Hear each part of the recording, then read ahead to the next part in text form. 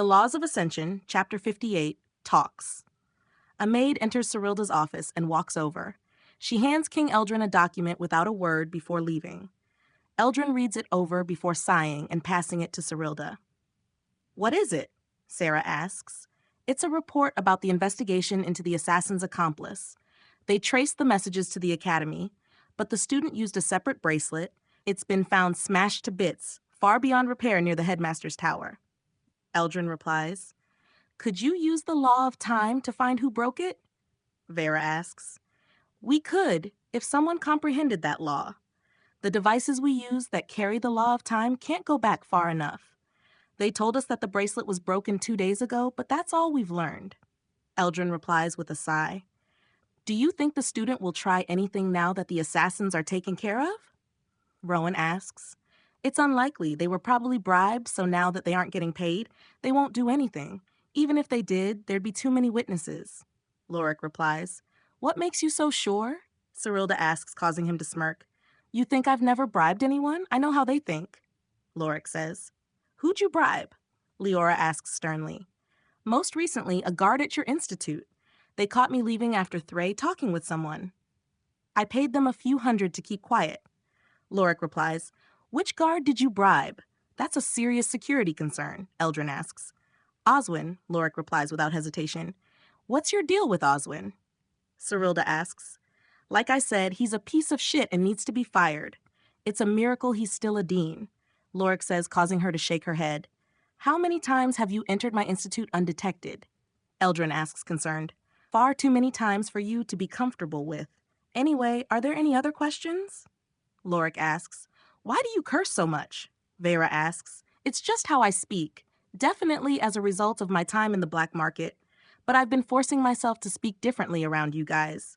I didn't want to get executed for cursing in front of a princess." Lorik says, joking at the end. "What about now? You're cursing in front of a king and princess." Cyrilda asks, causing him to shrug. "Considering they drugged me, I think I'm entitled to curse around them now." Lorik replies. "I had nothing to do with drugging you," Sarah says quickly. "For the last time, we did not drug you. Tea is not a drug," Cyrilda says. "The definition of a drug is something you ingest that has a psychological effect. That tea had one hell of an effect on me. So it's a drug." Lorik replies, causing her to scoff and turn away. "Enough about the tea." King Eldrin says before sighing, "Lorik, are you going to continue working for Torvin?" "Probably, yeah." Lorik replies before drinking from his mug. "But I'm on a temporary leave while at the academy." He adds after drinking. "You could just quit," Leora mutters. "No can do, besides, as I said yesterday, it does have its perks." Lorik replies with a smile. "Like what?" Leora asks a bit angrily. "Like selling off stolen goods and getting in the arena." Lorik replies, "Stolen goods? Who are you stealing from?" Cyrilda asks in shock before glaring at him. "I don't steal from just anyone." Lorik replies while holding his hands up. "Only those who try to steal from me. As you can imagine, a kid making money in the arena is a prime target for thieves. Give me an example then. Who's the last person you stole from?" Eldrin asks, causing him to sigh. "I don't know their names, but they were with the Crimson Dawn Guild. They tried to rob us outside the Lesser Swamp dungeon." Lorik replies. "Wait, someone tried to rob us?" Sarah asks him, concerned. "Yeah, but don't worry. I scared them off after persuading them to hand over their storage rings." Lorik replies with a smile. "I'm starting to get concerned about the time my daughters have spent with you," Eldrin says, causing Lorik to start laughing. "Don't be. I'm not stupid enough to do anything to them. Besides, it's more beneficial to maintain a good relationship with them. This way, if I ever get arrested, I can call on them." Lorik replies jokingly. "I'm never bailing you out if the crime is serious," Sarah says quickly. "I'm a Night Eye. We never get caught doing anything serious," Lorik says with a proud smile. "What about Monkey?" Cyrilda asks with a smirk, causing Lorik to sigh. "Monkey's just stupid," Lorik replies. "Who's Monkey?" Vera asks. "He's a coworker, one that got arrested before."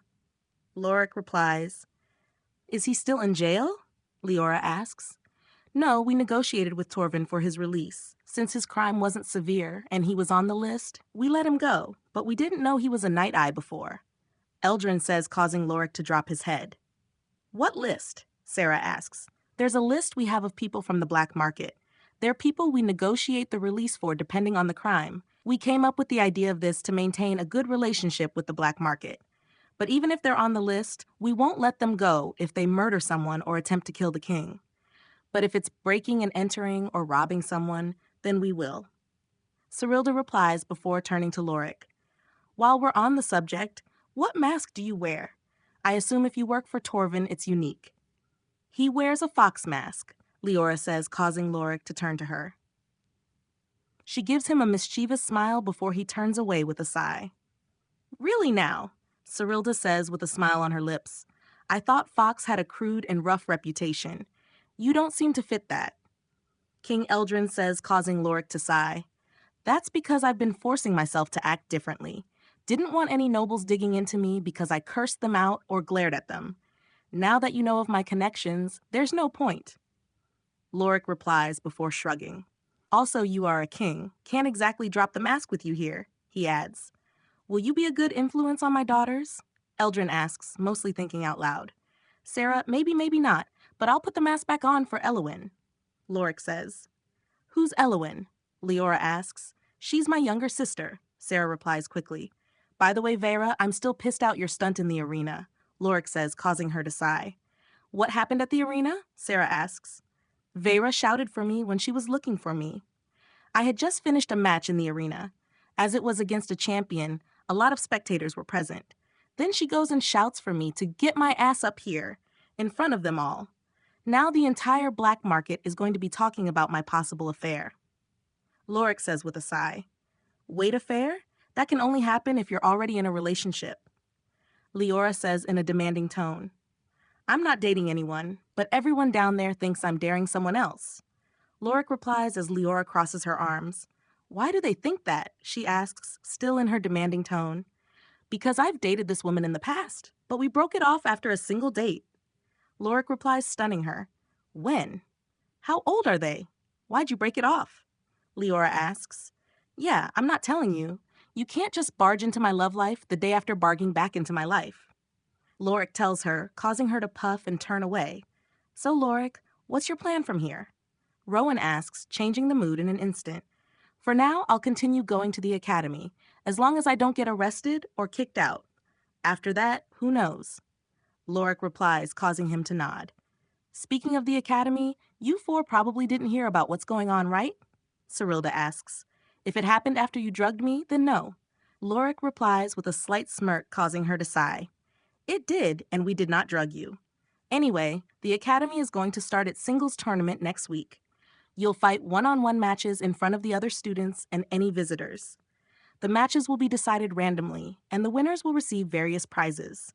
The top 5 students will all earn an academy ticket on top of points and other prizes. So, make sure you win. Speaking of, Lorik, make sure you tell Arlen about you entering Enlightenment. Cyrilda says. Why do I need to tell him? Lorik asks, confused. Any student who enters Enlightenment gets an academy ticket. Well, only on their first time. Not that it matters, as it's almost impossible to enter it a second time. Cyrilda explains. Why do they get these tickets for entering Enlightenment? I get that it's a special state for mages and rare to get, but why do they get rewarded for it? Leora asks. The academy exists to let talented mages grow. That's why, in order to earn points and pay for their dorms, they take on tasks. This gives them real combat experience no classroom or training grounds could provide. But it's also because the academy doesn't have the resources to spread to 1,000 students every year.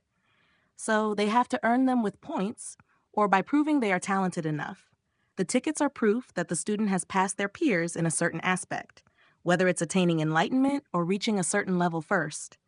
These tickets provide items that can speed up or smoothen a mage's journey. King Eldrin explains. As the king talks, Lorik messages the headmaster. He tells him he entered enlightenment on a task given by Cyrilda. He adds that Cyrilda can give him the details. Arlen has sent a list of dates and times to research Nixfang's law, but Lorik explains that he'll be busy for the next few days due to personal reasons. For the record, Leora, Lorik will be up to 3 tickets after this. This will make him the first student in history to earn 3 tickets in under 3 months. Cyrilda adds. Really? Lorik asks, surprised. How did he earn his other two? Leora asks. One was from being the first student to earn 25,000 points. The second was from a special task the headmaster gave him. It was to research his law, which is considered an undiscovered law. Vera replies. Wait, you comprehended an undiscovered law? Leora asks her brother. Yep, and I've inherited the law of gravity, Lorik replies while making his now empty mug float. You drank all that already? Leora asks, surprised. You're more surprised about that than the gravity? Lorik asks back, causing her to nod.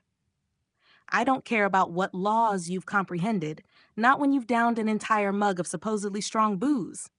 She replies, causing him to laugh. It's good stuff, Leora. Besides, I can handle my booze. I'm only a little buzzed. Lorik replies before turning to Vera. I'm more surprised at her. I didn't think she'd be so composed after drinking that much. Oh, well, I'm a bit buzzed too, but not as much as when I left home to come here.